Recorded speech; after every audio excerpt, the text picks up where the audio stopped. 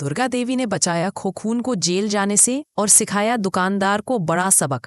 यही कहानी अब बड़े घर की छोटी बहू के आने वाले ट्रैक में देखने को मिलेगी, जहां दुर्गा देवी एक बार फिर साबित कर देंगी कि इंसाफ के लिए वो किसी से भी टकरा सकती है। सब कुछ तब शुरू होता है जब खोखून को अचानक दुकानदार का फोन आता है। आवाज में गुस्सा, शब्दों में सख्ती, अभी दुकान पर आओ। बिना कुछ समझे खोखून वहां पहुंचता है। उसके साथ अहाना और बाकी सब भी पहुंच जाते हैं, लेकिन वहां का माहौल देखकर सबके होश उड़ जाते हैं। दुकानदार गुस्से में तमतमाया खड़ा है। वो चिल्लाता है, तुम लोगों ने मुझे टूटी हुई मूर्तियां दी, मेरे ग्राहक लौट गए, मेरा नुकसान हो गया। अहाना के चेहरे पर सन्नाटा छा जाता है। वो बुदबुदाती है, लेकिन हमारी मूर्तियां तो बिल्कुल ठीक थीं। पर दुकानदार किसी की सुनने को तैयार नहीं। वो धमकी देता है, आज ही 5,000 रुपए नहीं दिए तो मैं पुलिस बुला लूंगा।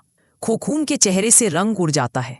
घर में मुश्किल से खर्च चलता है और अब ये अचानक का झूठा इल्जाम।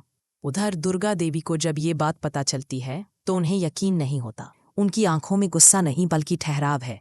वो जानती हैं कि सच क्या है। वो कहती है, मेरे हाथों से बनी मिट्टी की मूर्तियां कभी इतनी जल्दी नहीं टूट सकती, इसमें कुछ न कुछ चाल जरूर है। और फिर वो खुद निकल पड़ती हैं दुकान की तरफ। दुकान में पहुंचते ही दुकानदार फिर झूठ पर झूठ बोलने लगता है।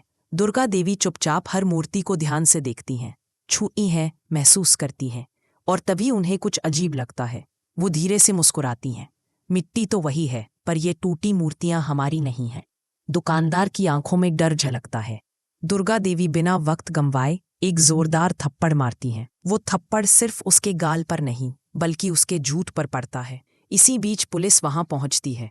दुकानदार ने पहले ही अहाना और खोखून के खिलाफ शिकायत की थी। पुलिस उन्हें पकड़ने ही वाली होती है कि तभी दुर्गा देवी आवाज लगाती है, रुकिए साहब, असली अपराधी ये है, मेरे बच्चे नहीं। सभी की निगाहें उन पर टिक जाती हैं।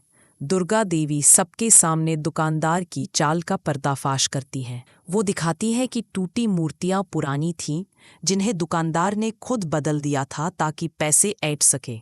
पुलिस तुरंत दुकानदार को गिरफ्तार कर लेती है और खोखू की आंखों से आंसू बह निकलते हैं, राहत और गर्व के।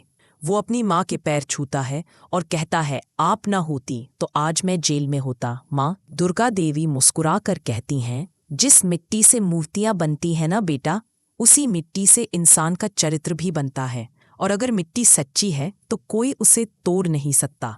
लेकिन कहानी यही खत्म नहीं होती।